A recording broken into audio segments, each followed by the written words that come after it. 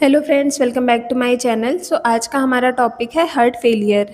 ये community health nursing second का 19th lecture होने वाला है। तो चलिए शुरू करते हैं। सबसे पहले डेफिनेशन से स्टार्ट करते हैं। तो दोस्तों, क्या होता है हार्ट फेलियर?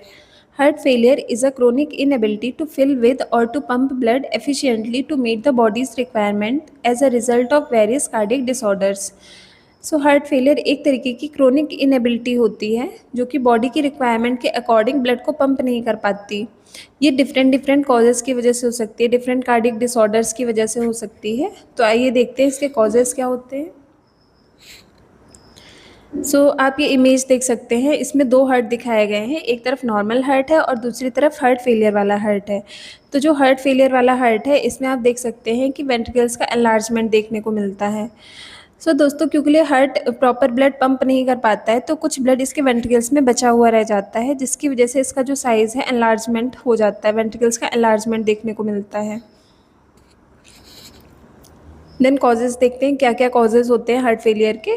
पहला है कोरोनरी आर्टरी डिजीज़। जैसा कि हम लोगों ने प्रीवियस लेक्चर में भी पढ़ा था, कोरोनरी आर्टरी डिजीज़ इसमें क्या होता है, इसमें कोरोनरी आर्टरी जो होती है उसमें एथेरोस्क्लेरोटिक प्लाक बन जाता है, जिसकी वजह से वहाँ पे ब्लॉकेज हो जाती है और जिसकी वजह से जो आर्टरी है वो अच्छे से ब्लड को सप्लाई नहीं कर पाती, हार्ट को सप्लाई नहीं कर पाती है।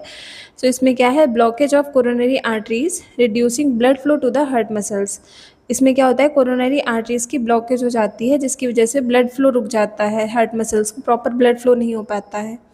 देन सेकेंड कॉज होता है hypertension. High blood pressure leads to stiffening of the heart muscles. दोस्तों, अगर पेशेंट को हाई ब्लड प्रेशर है तो उसकी वजह से हार्ट मसल्स की स्टिफनिंग हो जाती है, जिसकी वजह से वो प्रॉपर ब्लड पंप नहीं कर पाती हैं। देन आता है cardiomyopathy, disease of the heart muscle, often idiopathic but can also be due to infections, alcohol और ड्रग्स। कार्डियोमायोपैथी क्या होती है, हार्ट मसल्स की डिजीज़ होती है। इसका प्रॉपर कॉज आइडेंटिफाई नहीं है, but can be also due to infections. मतलब इन्फेक्शन की वजह से भी हो सकती है, एल्कोहल की वजह से भी हो सकती है, या फिर डिफरेंट डिफरेंट ड्रग्स की वजह से भी हो सकती है। अब देखते हैं अदर कॉजेज़। अदर कॉजेज़ क्या क्या आते हैं इसमें, वॉल्वुलर हार्ट डिजीज़। मतलब अगर हार्ट की किसी भी वॉल्व की कोई डिजीज़ हो गई है, एरिथमिया, अगर रिदम सही नहीं है, हार्ट की रिदम सही नहीं है, तो उसकी वजह से भी हार्ट अच्छे से ब्लड को पंप नहीं कर पाएगा।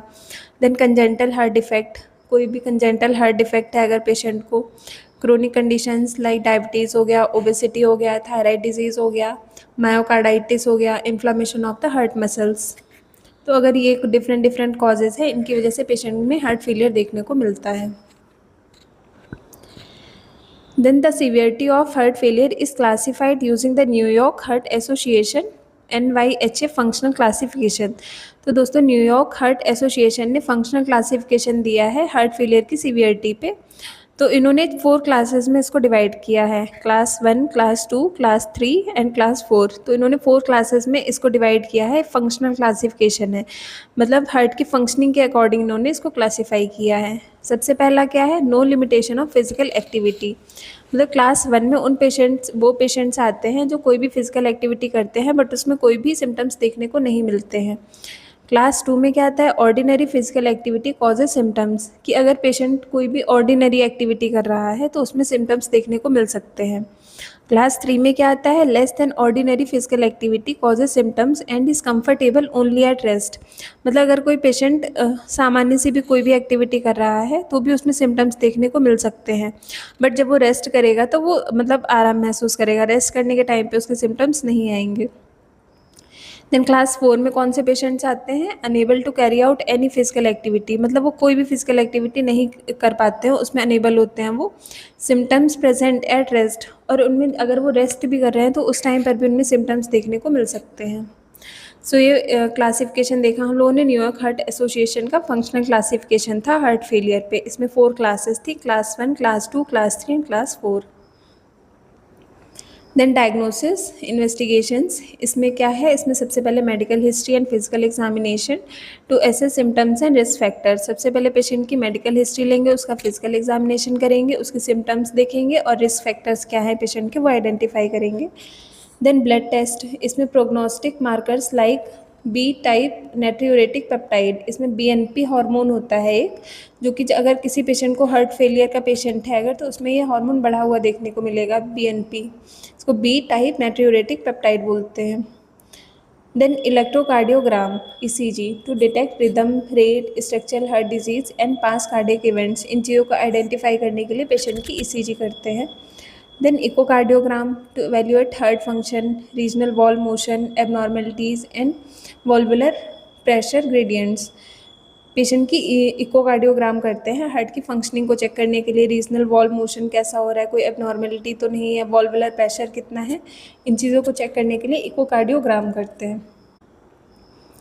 देन डायग्नोसिस इन्वेस्टिगेशन में और क्या कर सकते हैं, तो इसमें चेस्ट एक्सरे आता है, check for cardiomegaly and pulmonary congestion, cardiomegaly तो नहीं है पेशेंट को, पल्मोनरी कंजेशन है, इन चीज़ों को चेक करने के लिए चेस्ट एक्सरे करते हैं।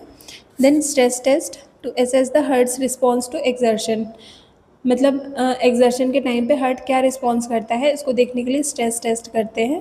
Then cardiac MRI CT for detail imaging, और कोई भी डिटेल इमेजिंग करनी है हार्ट की तो उसके लिए कार्डियक एमआरआई या सीटी करते हैं।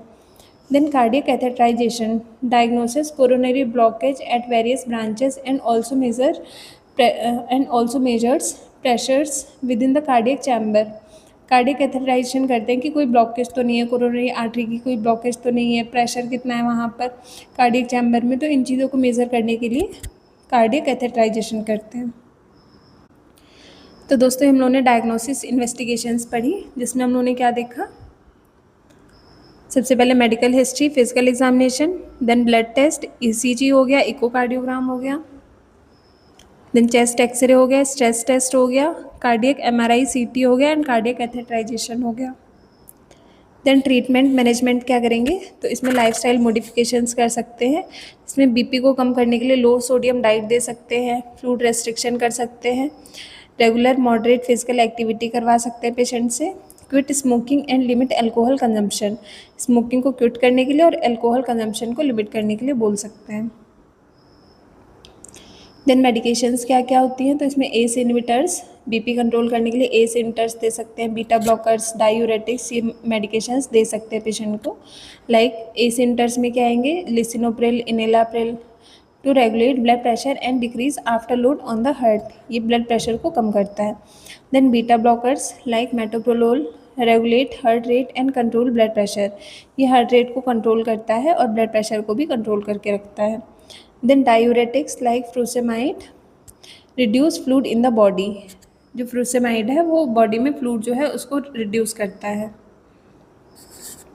Then aldosterone antagonist or potassium sparing diuretics, example spironolactone to reduce fluid retention, जो पोटेशियम स्पैरिंग डायूरेटिक्स है ये भी बॉडी में फ्लूइड रिटेंशन को रिड्यूस करते हैं।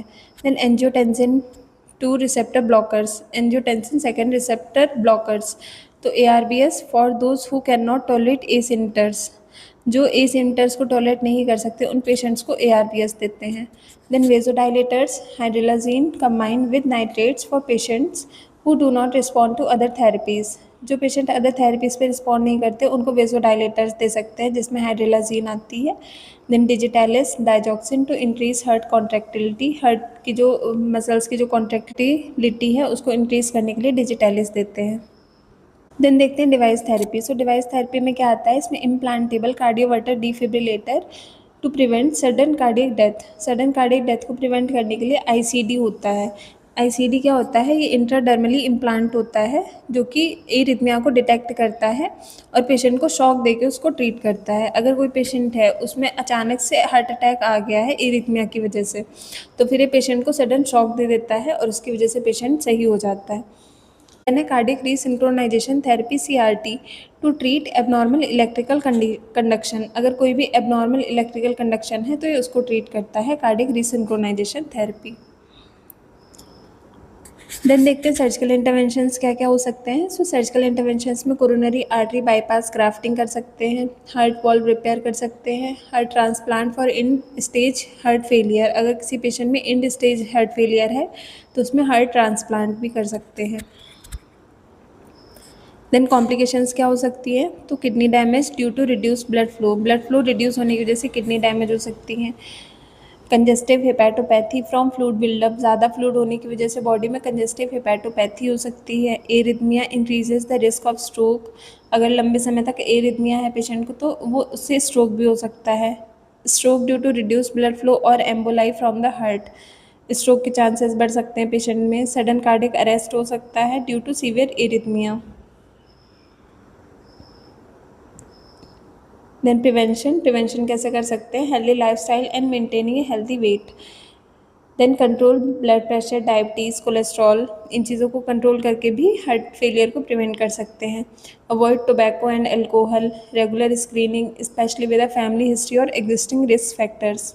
तो लाइफस्टाइल मॉडिफिकेशन करवाना है, बीपी कंट्रोल करना है, डायबिटीज़ कंट्रोल करना है, कोलेस्ट्रॉल कम करना है, टोबैको और अल्कोहल अवॉइड करना है और रेगुलर स्क्रीनिंग करवानी है। इन चीज़ों के करने से हार्ट फेलियर को प्रिवेंट कर सकते हैं। Then referral is vital if the diagnosis is uncertain, अगर डायग्नोसिस पता नहीं चल रहा है तो फिर पेशेंट को तुरंत रेफ़र करना है। पेशेंट्स विद सीवियर सिम्टम्स, अगर किसी पेशेंट में सीवियर सिम्टम्स देखने को मिल रहे हैं, पेशेंट रिक्वायरिंग कार्डियक रिसिंक्रोनाइजेशन थेरेपी और advance pharmacotherapy managed by specialist, अगर पेशेंट को कार्डियक रिसिंक्रोनाइजेशन थेरेपी की रिक्वायरमेंट है तो भी पेशेंट को रेफ़र करना है। पेशेंट्स विद मल्टीपल को existing conditions like diabetes, kidney disease, pulmonary hypertension etcetera, अगर पेशेंट में मल्टीपल डिजीज़ेज़ हैं तो भी उसको रेफ़र करना है। थैंक यू दोस्तों, आज हम लोगों ने हार्ट फेलियर पढ़ा जिसमें हम लोगों ने डेफिनेशन पढ़ी, कॉजेज़ पढ़ी, डायग्नोसिस पढ़ा, मैनेजमेंट पढ़ा और उसका प्रिवेंशन पढ़ा एंड रेफरल पढ़ा। तो अगर आपको मेरा वीडियो पसंद आया हो तो लाइक, शेयर और सब्सक्राइब करना ना भूलें। धन्यवाद।